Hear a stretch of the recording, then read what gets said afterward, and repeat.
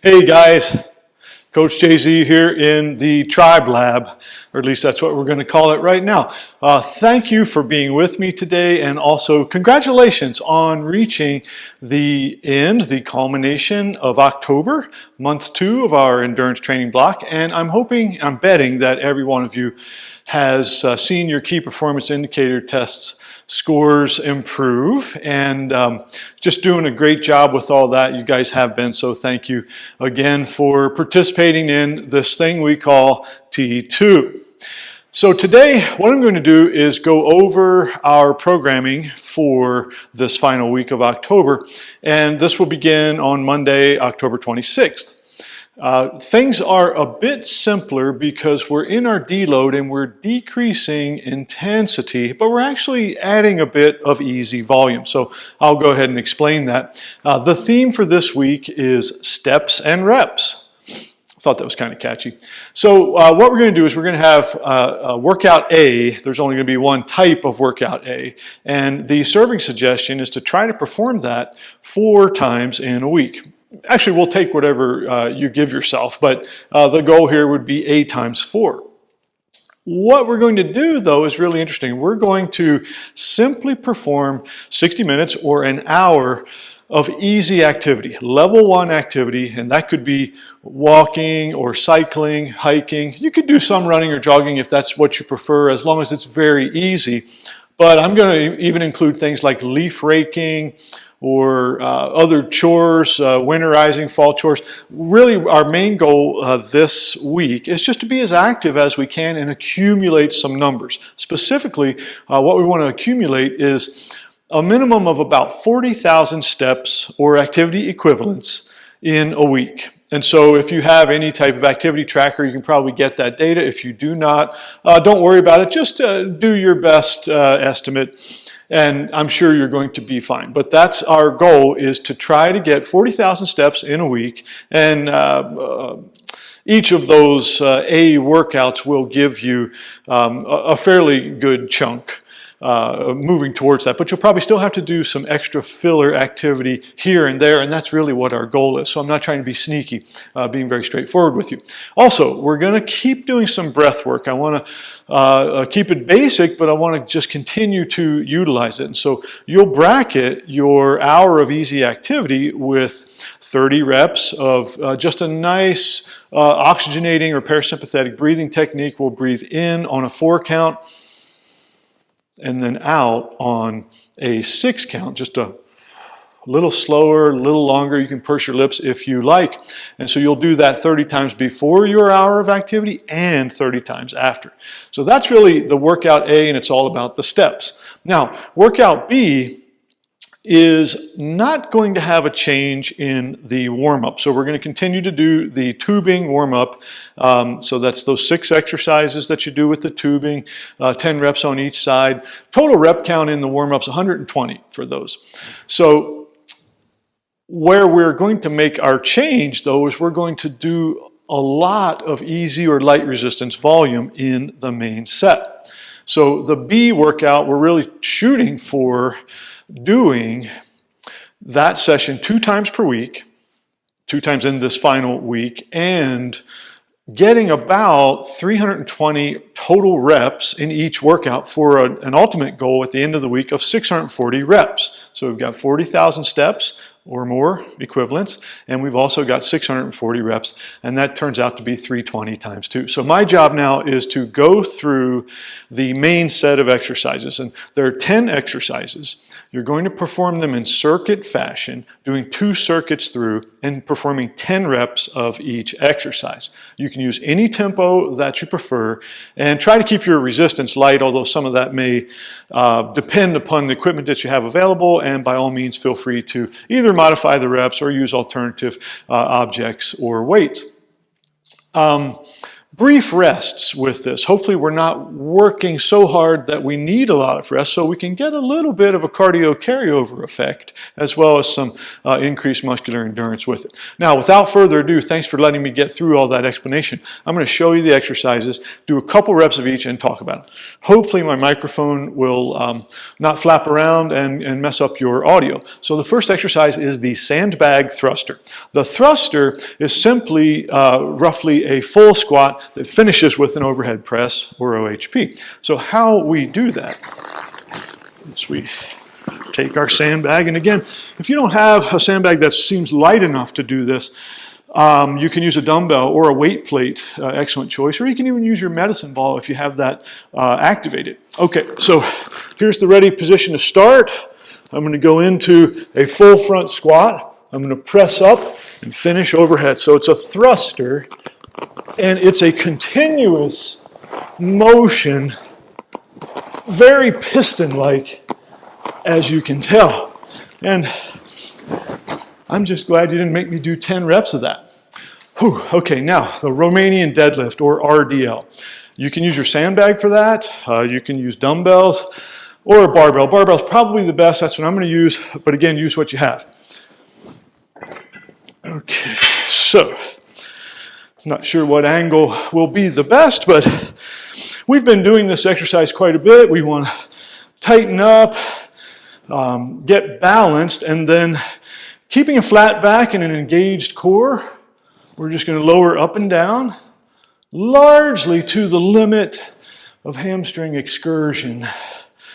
But with a fairly light weight, you can use a bit more range and a little bit faster cadence if you want, kind of like I demonstrated there.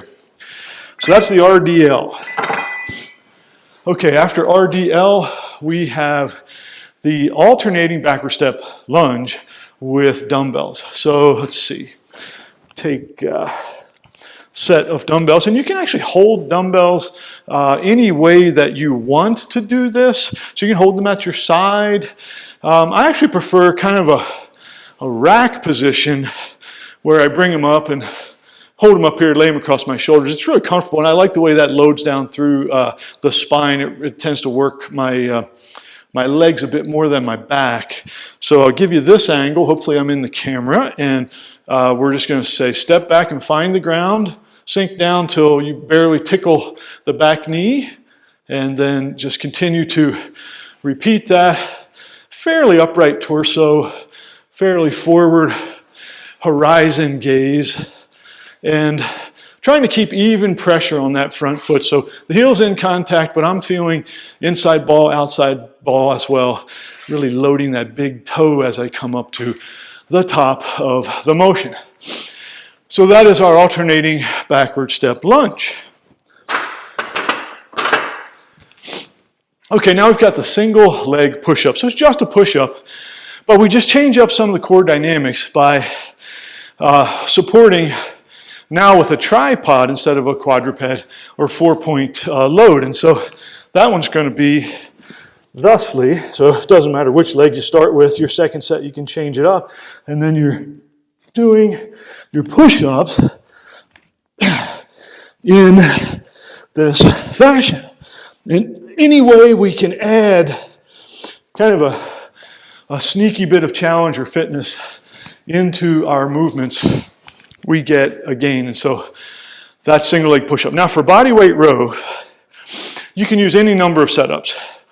You can take a broomstick or even your weight bar with or without the weight across 2 chairs. Got to be safe though. So however you set up for your body weight row, be safe. You could use your pull-up bar and put your feet on a chair. It doesn't really matter what the angle is or how much offload of body weight you're doing. You'll figure that out, but I'm going to show you an easy way to do it that uses the pull-up bar and it utilizes our strap, the rigid nylon strap that we have in our toolbox. So here I am setting up like so, and what I'm going to do with this one has loops, and so I'm going to go through the loop and then hold on. That just gives me a nice, safe, strong way to hold on. It's comfortable for the hand and wrist as well. So here I go, and what I'm going to do is plank out and then figure out what angle I need to be to keep my trunk rigid and then perform the row. So I'm going to pull up and squeeze at the top of each motion. Man, this feels great. And so what this does is it uses that pulling pattern that we utilize in our pull-ups and hangs so much this fall. But now you can really get the reps in because the load has been reduced, and that'll be fun. At least I think it'll be fun. Okay, just a couple more to go. We've got the bench press with legs up. And so how we're going to do that, I'm going to grab the bench and then get back into your view, is, let's see, looks like a good angle. We haven't been specifying technique on the bench press too much, just kind of letting it happen. But now with this particular method, we're going to hold the legs up in the air, try to maintain a neutral pelvis, almost flat lower back, and that's actually like maintaining the stack in the squat, except now we're in the bench. So that's a little different than powerlifter technique, and we can talk about that in a master class if you'd like. But here's your demo. So kick the weights back, legs up, get stable, and then you're just going to rep. And it's always a good idea to exhale as you decompress the chest and blow those weights up in the air. And it's just a great pump. I think you're going to love that. Okay, re-rack these weights. Now we've got the most popular gym exercise, probably next to bench press, which is the curl, and give you a chance to get some curl action in. Select a weight, and again, you can use dumbbells or barbell. I've got it set up for barbell. Use what you have. Shoulder width, maybe slightly wider grip. Just let it be comfortable. Get your stance, keep everything good from a postural perspective, and then just curl up and squeeze. That's what we're looking for here. Good to keep the weight light enough that you're not doing cheat curls, which are a technique, but not one that we're trying to use right now. Another thing is, this is a curl. This is not. So just try and make your form as textbook as you can. You're going to get a little bit more out of it, activate more muscle through more range of motion. Now we've got the dumbbell overhead press off the knees. So what that does is that gives us a slightly different load or challenge into our core. And it's always good to utilize these developmental sequence positions for some of our workouts. So getting stable, tall, tight. And then I go ahead and come up to position. And this is an alternating press. So you can imagine you're pressing up through kind of a pipe and really punching out that terminal or top point.